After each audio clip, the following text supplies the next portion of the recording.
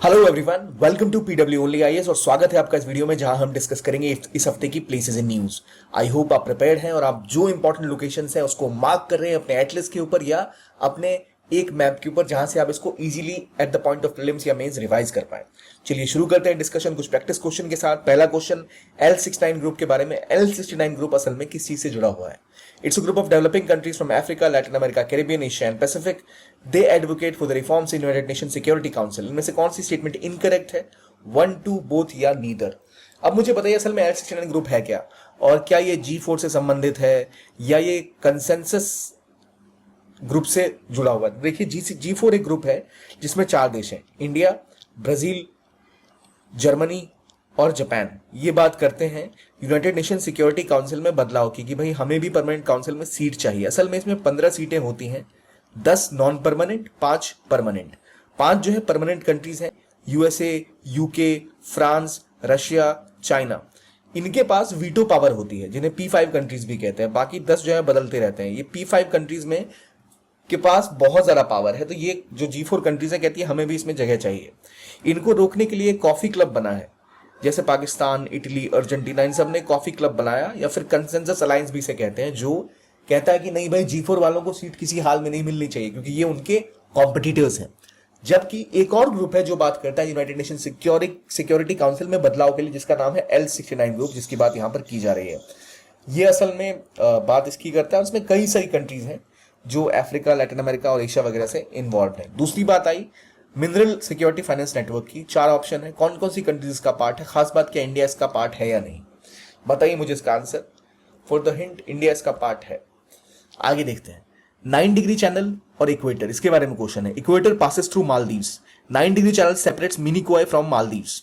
कौन सी स्टेटमेंट सही है? देखिए इक्वेटर का एक सिंपल फॉर्मूला है 3 वाटर बॉडीज, ठीक है, 13 कंट्रीज एंड 3 कॉन्टिनेंट्स। इक्वेटर इतनी जगहों से पास करता है, इनके नाम आप इस तरह से याद कर सकते हैं।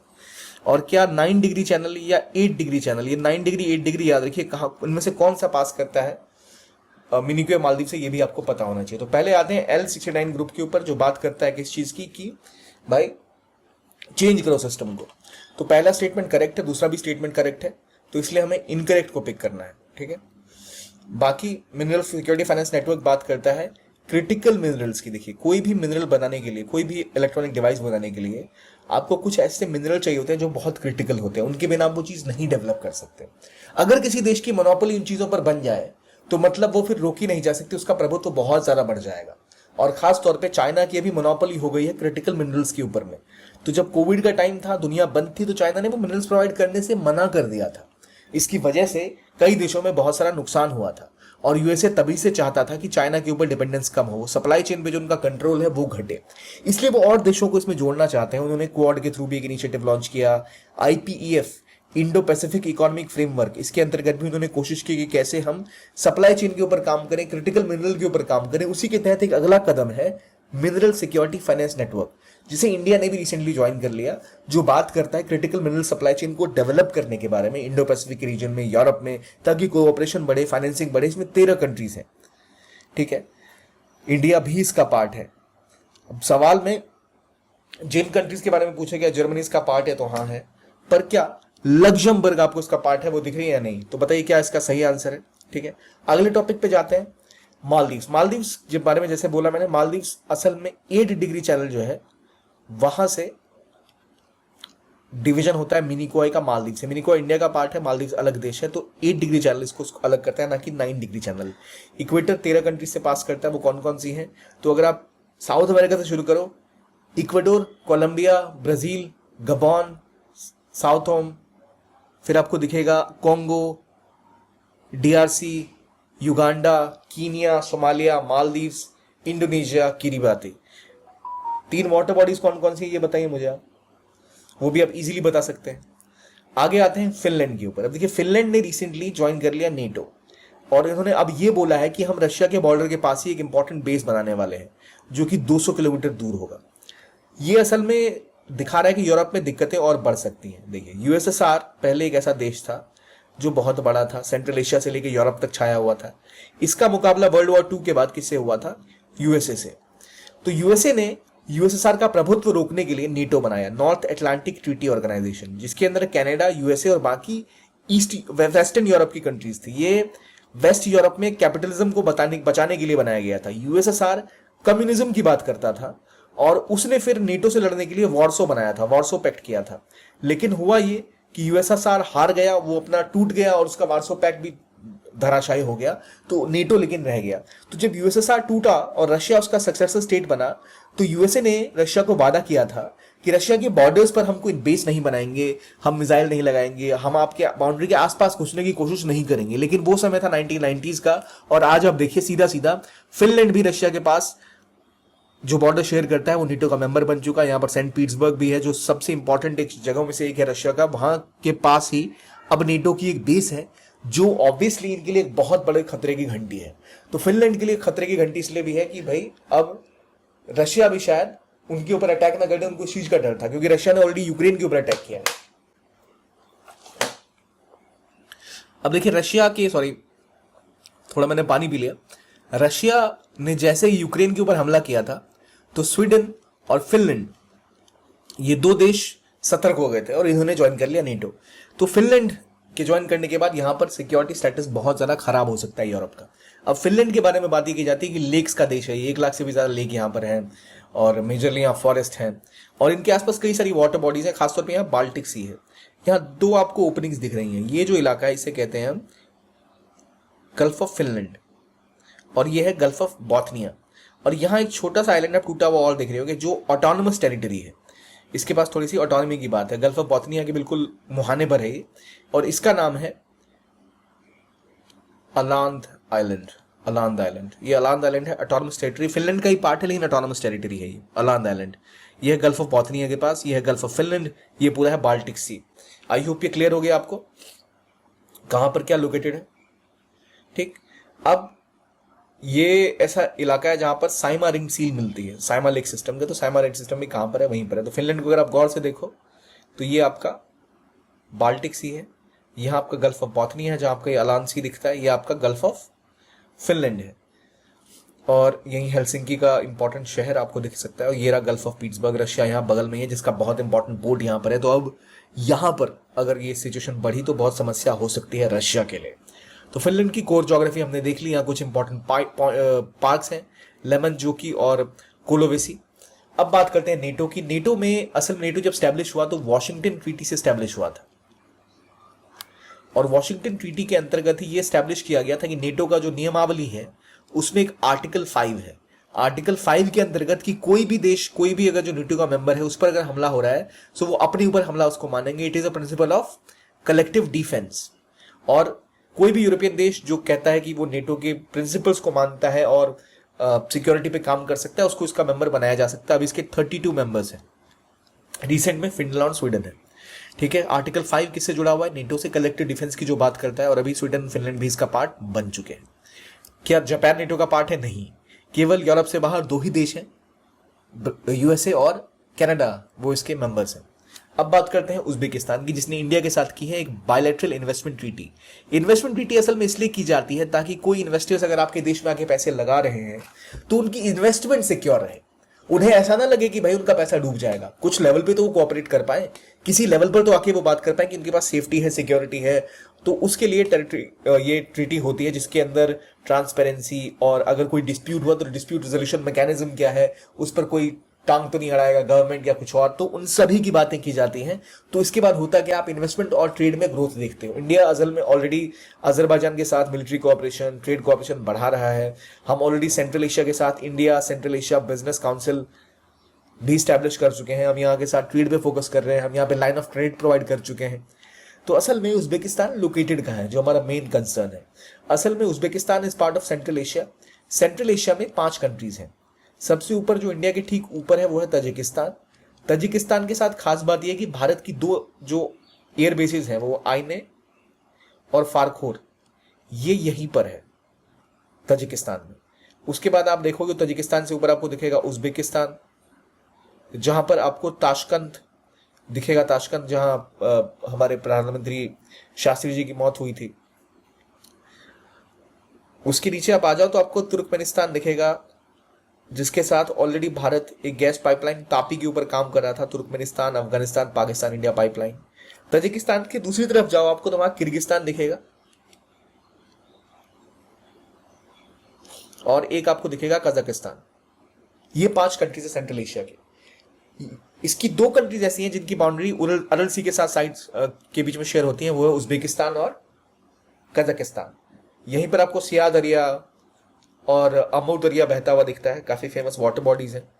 और इसी रीजन में ना, ये जो उज्बेकिस्तान का रीजन है जो बाउंड्री शेयर करता है अरल सी के पास, यहाँ का रीजन जो है ना, यहीं पर है करपकलस्तान, जो पूरी तरह से अपनी इंडिपेंडेंस की बात कर रहा है, ऑटोनॉमी की बात कर रहा है। यह है करपकलस्तान। करपकलस्तान कहां पर है? तो असल में उज्बेकिस्तान के अंदर ही है, जहां पर काफी ज्यादा ऑटोनॉमी ऑलरेडी है और ये कई लेवल पे इंडिपेंडेंस की बात भी कर रहा है, इसलिए यहाँ पर बहुत सारे कॉन्फ्लिक्ट इस रीजन में है।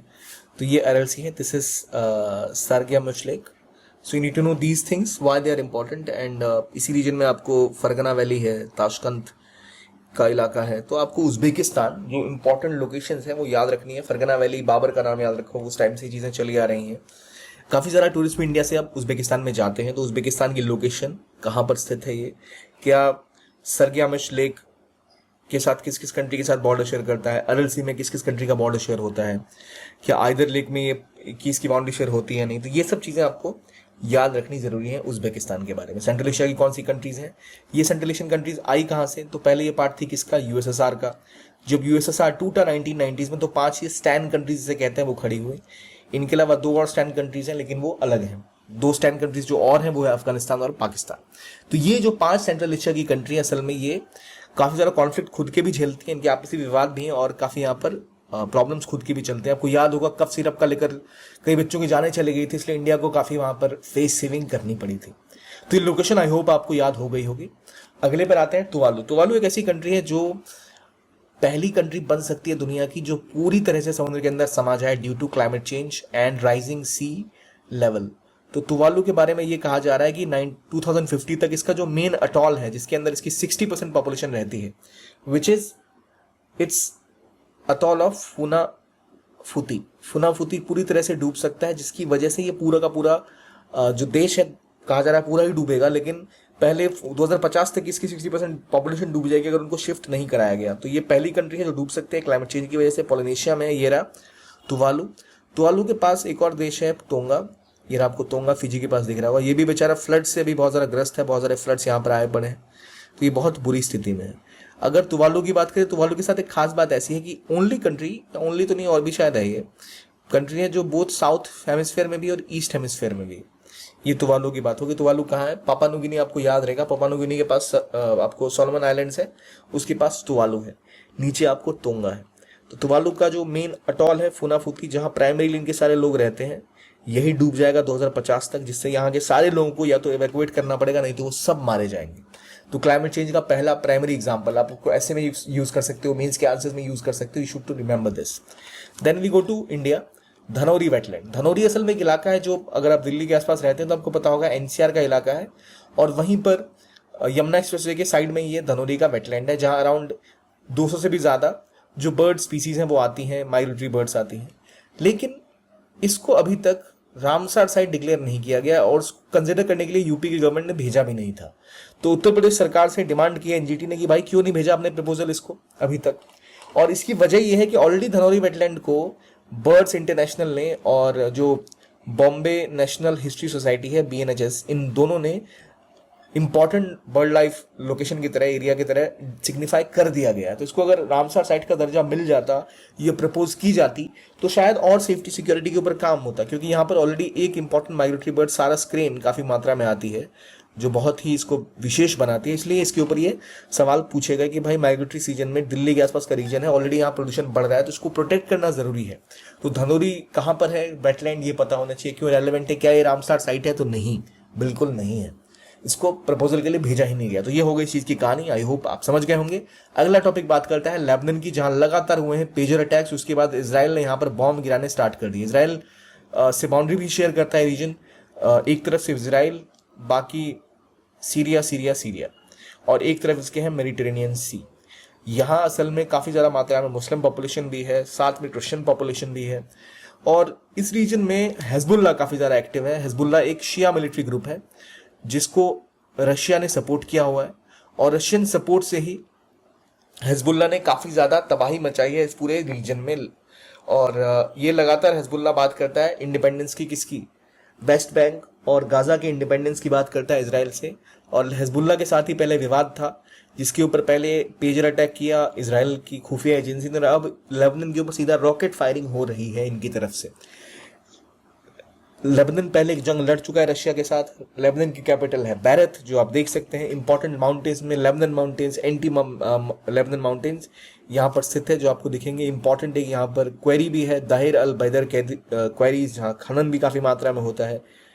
अगर इसकी ये रीजन लेवांत का रीजन है, इस पूरी रीजन को लेवांत का रीजन कहते हैं। अगर आपसे पूछो इसकी बाउंड्रीज क्या है, जॉर्डन से बाउंड्री शेयर करती है तो नहीं, सीरिया से करती है, इसराइल से करती है और मेडिटेरेनियन सी से करती है। दो ही कंट्रीज के नेबरिंग है। प्लस यहाँ पर वो रीजन है जिसे आप कह सकते हैं जो विवाद की जड़ है, जो कि अभी इसराइल ने कब्जा की हुई है, विच इज गोलन हाइट्स।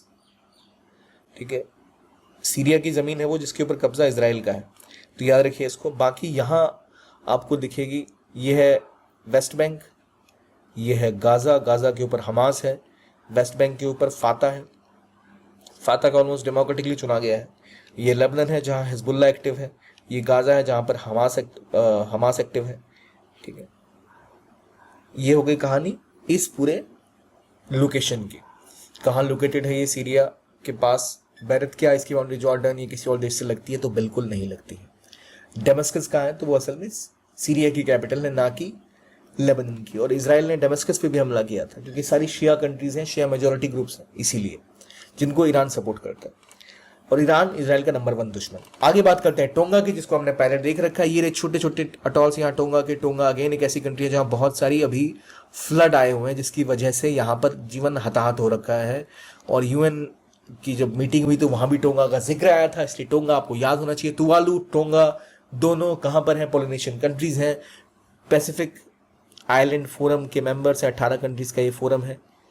ठीक है, तो कहाँ है टोंगा, कहाँ है तुवालू, लेबनान, ये आपको याद हो गया होगा। टोंगा आप देख सकते हैं इस मैप में, छोटी सी एक तौल का पार्ट है ये। ठीक है, इसके अंदर टोंगा टापू, हाइबी ग्रुप, बाबू ग्रुप है। ठीक है, ये पूरा टोंगा के 3 ये इलाके प्रमुख रूप से हैं। आगे ऑपरेशन सद्भाव, मैंने पिछले हफ्ते भी आपको पढ़ाया था। ऑपरेशन सद्भाव वो रिलीफ ह्यूमैनिटेरियन असिस्टेंस या रिलीफ मटेरियल जो इंडिया ने म्यांमार, लाओस, वियतनाम को भेजा था, जब वहाँ पर यागी टाइफून की वजह से बहुत सारी तबाही मची थी। तो कहाँ, यहाँ सेंट्रल साउथ ईस्ट एशिया में कौन सी कंट्रीज हैं, 10 की 10 आपको याद होनी चाहिए, जो आसियान की पार्ट भी हैं। इसकी इंपॉर्टेंट क्या है, रेलेवेंस क्या है, आपको पता होना चाहिए, और इन सबको आपको एक मैप पे मार्क भी करना है। तो ये था आज का वीडियो। अगर आपको इसका PDF चाहिए तो आप इस वीडियो के डिस्क्रिप्शन में जो लिंक है वहां जाकर इसका PDF डाउनलोड कर सकते हैं। और इन चीज़ों को मार्क करना बिल्कुल ना भूलें। आप चाहें तो हमारा टेलीग्राम चैनल ज्वाइन कर सकते हैं। और ये था आज का वीडियो। आप PW ओनली चाहें तो ज्वाइन कर सकते हैं। देखने के लिए बहुत बहुत धन्यवाद। प्लीज़ कमेंट करिए जो आपको चेंजेस चाहिए, कुछ और आपको रिक्वायरमेंट है तो। देखने के लिए बहुत बहुत धन्यवाद। Keep on watching PW only IAS।